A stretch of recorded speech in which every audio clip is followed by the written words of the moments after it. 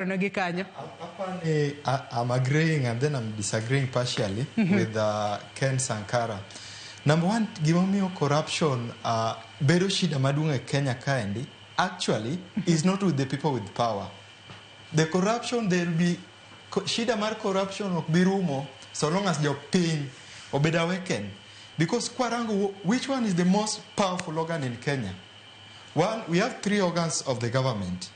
And these 3 organs of the government, they're independent, but they're interdependently independent. Yeah? Parliament, the legislature as an organ of the government is the most important organ of the government. But the mage materoji odbura. Because chopo kunema there are people, ntie jomoko ma chi kata police ok nya konyo. But the only body manyalo bring it on board and can question them is the parliament. To jomage ma yiero jod bura. Mane ma wacho chien kachacha ni kata kido ni jomari ginji beach to jomofuo ginji 100. Then joma by democracy need the man with the highest vote win. But we end up with a parliament of confederacy of fools. One the people that cannot be questioned. 2 weeks ago, I was the chair of the committee, the member of parliament from Seme. And we had a very long conversation on corruption. The health, yeah. We had a very long conversation, nearly 4 hours conversation, on corruption and everything and everything.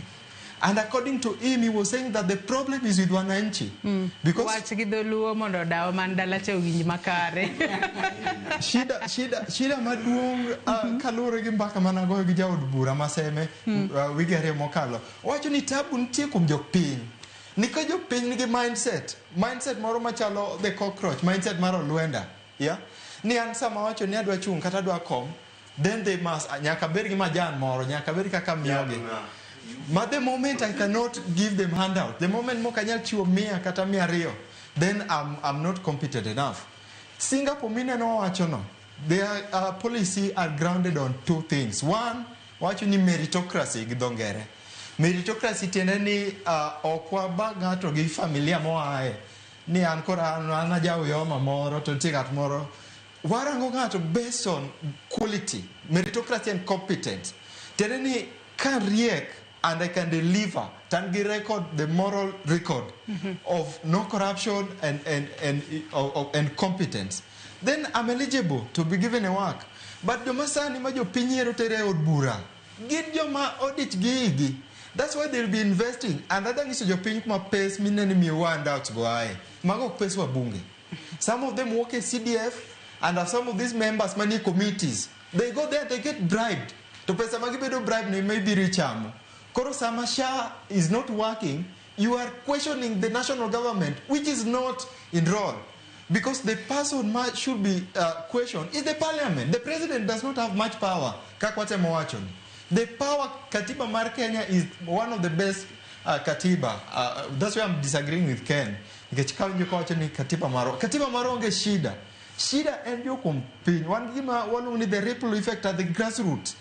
In the moment we will awaken, the moment Mwabro Chako question our own legislators, whether you like it or not, bed elected Ugenya, Kataka Sipul, Katarari, Dakumai.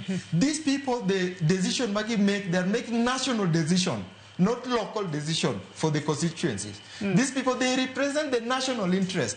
Nikajomadi represent the local interest, or rather the county interest. Vinua Jumbe, Magward, MCAs. That's where the problem is, and that's where corruption in Kenya will never end. Nyocha wawinjo some, I don't know whether it was farmed or something. Kakeru achoni jo members of parliament are taking bribe. He was not lying. These people, they are demanding for bribe. There are some policies. Nite chike moko ma bricho. Yeah, ma bedo pass the parliament maricho, ma iumo, koro gi kalogi apanda, yeah. Nikech gidhi kucho to gikawa soya, ka gisekawa soya, ta soya no gikawa to gibiro to gimi 100, okano modong orito campaign go to dhi okalo bill. Koro ka choko ma jatend kerbe wacho ni parliament nigi shida, then it is there. To body mane manyalo rango parliament? There is nobody manyalo kelo parliament on board. Parliament is independent body on its own. It's the law making. Ene od bura maloso chik. Koro shida ni mang'eny kuom jopiny. Wan gi yiero kasipul. Kadonje siasa matin. Yeah. Maka gi kanyo. Maka gi kanyo. In bene maka gi kanyo matin.